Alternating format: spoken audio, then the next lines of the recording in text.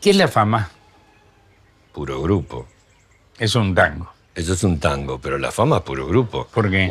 Porque yo no, todo lo que hice en mi vida no fue para conseguir las repercusiones que he conseguido.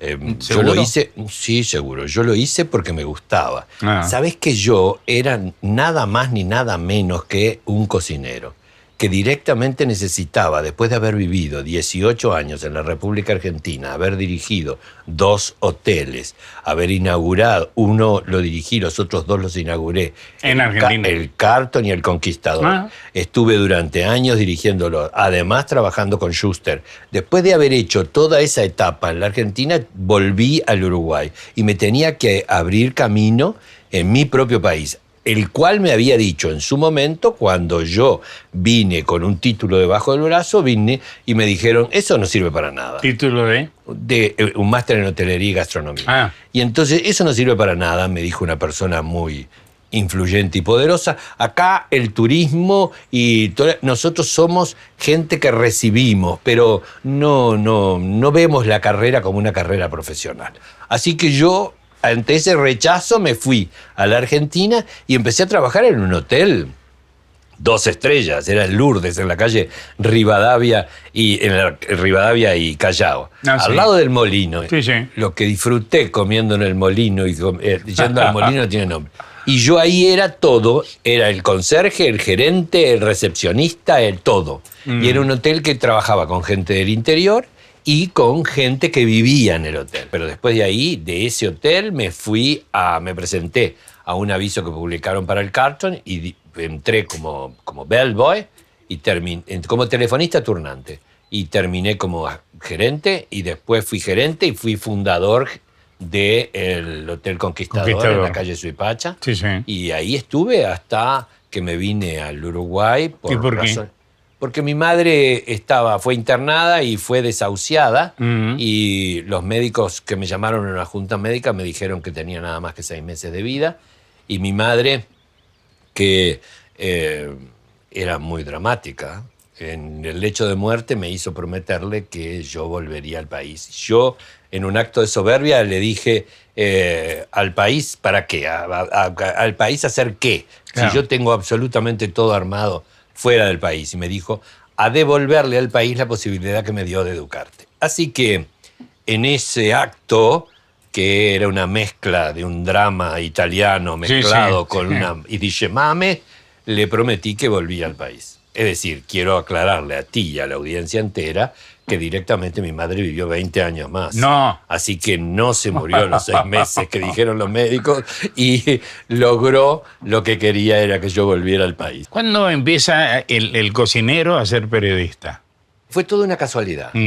El asunto fue así. Yo había empezado ya en Buenos Aires a dar clases sobre turismo y antropología gastronómica en la Universidad del Salvador y en la Universidad de Morón. Eso me hizo descubrir que yo tenía una capacidad docente que no creí que la tenía, para empezar por ahí. Cuando llegué al Uruguay y le prometo a mi madre que me quedo en el Uruguay, tengo que hacer mi trabajo. Así que lo primero que hago es debutar como cocinero y director de un hotel en Punta del Este. Me convocan unos capitales argentinos para inaugurar el Ámsterdam. El día que lo inauguré, me echó la señora. Me dijo que no me podía pagar lo que me había prometido. Y como yo, creyendo en la palabra, no había firmado contrato, me tuve que ir. Y una amiga mía que tenía relaciones, la llamé y me dijo, anda a hablar a la fragata con el dueño que va a solucionar. ¿La fragata de Buenos Aires? La fragata acá, en la calle Gorlero. Okay. Y entonces fui, y ahí el dueño, después de conversar un rato, me dijo, ¿usted cocina? Y yo le dije, sí, cocino. Bueno, entonces mira, hágase cargo del Hotel Tamariz Parque Hotel en la parada 8 o 9 de la Mansa, que lo tengo cerrado, y cocine ahí, haga restaurante, maneje el hotel, y ahí me instalé. Así empecé acá. Pero como me llamaron de Montevideo para hacer una asesoría técnica para un restaurante, que es el único restaurante que estuvo cerrado porque estuvo ocupado por el personal, porque no le pagaban los sueldos, que era el restaurante El Panorámico de Montevideo, en el piso 24 de la Intendencia Municipal de Montevideo. Sí. Ahí entonces yo fui y les dije, este restaurante hay dos opciones. Lo venden, porque eran 20 dueños. Lo venden porque esto no les va a dar para los 20, no sé qué. Y ahí me dicen si yo no lo quiero. Y yo lo compro por la deuda que tenía. Tenía una deuda por todos lados. Lo compro y en 2 años se transforma en la cabeza gastronómica del país, dicho por la crítica y la gente, no por mí. Sí, sí. Sino así fue, y ahí empezó mi carrera. Pero yo tenía que vender, tenía que lograr que la gente subiera. Sí. 24 pisos por un ascensor panorámico, querido. Y la gente no subía porque le tenía miedo al ascensor panorámico. Sí. Entonces, no te olvides que en el pueblito las cosas se hacen difíciles. Y entonces empecé a recuperar a través de la memoria dirigida a un público mayor lo que pasaba gastronómicamente en el Uruguay de los años 60 o 50, que eran los festivales gastronómicos españoles, los festivales gastronómicos franceses, y traía cocineros del exterior. Entonces empecé a convocar a mis profesores y a mis amigos y empecé a hacer festivales gastronómicos. Y ahí empezó a hacer la corriente. Y entonces un día yo hago un canje con Radio Sarandí. Y el dueño de Radio Sarandí, que era un tipo fantástico, Jorge Nelson Mullins, es decir, me dice, bueno, vas a venir a la tarde con los cocineros extranjeros y Jorge Traverso te va a hacer los reportajes. Un día fui con unos cocineros bahianos que había traído del CENAC de Bahía y no hablaban una palabra de español. Y entonces cuando empezaba el reportaje, el Traverso dice, ¿hablan? Y dije, no hablan. Y entonces Traverso hizo así, empezó a hablar conmigo como si los ellos estuvieran pintados. Y yo empecé a hablar. Y cuando empecé a hablar, cuando termino contando el nacimiento de la cocina bahiana, baja Mullins y me dice, mañana empezás en radio. Y le dije, ni loco. Yo no sirvo para la radio. Yo vengo acá a vender el Panorámico, que así se llamaba el restaurante. Bueno. Y me dijo, no importa, empezás acá. Bueno, me persiguió 6 meses, te la hago corta. Debuté en la radio hace 42 años. Bien. Y sigo ahí. ¿En qué momento te das cuenta que sos popular? Eso fue terrible. Porque me encerré en mi casa. Sí. ¿Qué te dio pánico? Sí. No quise saber nada del asunto. Un día entré a un lugar y la gente empezó a mirarme y a darse vuelta. No sé qué. Sí.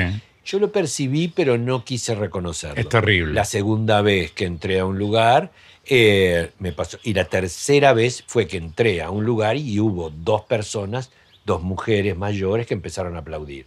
Y a mí, en vez de halagarme, me dio la sensación, el terror de que había perdido la privacidad. Sí, claro. Yo ya no era un anónimo. Era como, entonces agarré y lo primero que hice fue encerrarme en mi casa, no quería salir. Y salía a trabajar y venía, iba al restaurante y venía y no quería saber absolutamente nada. Hasta que me di cuenta que era una demostración de afecto.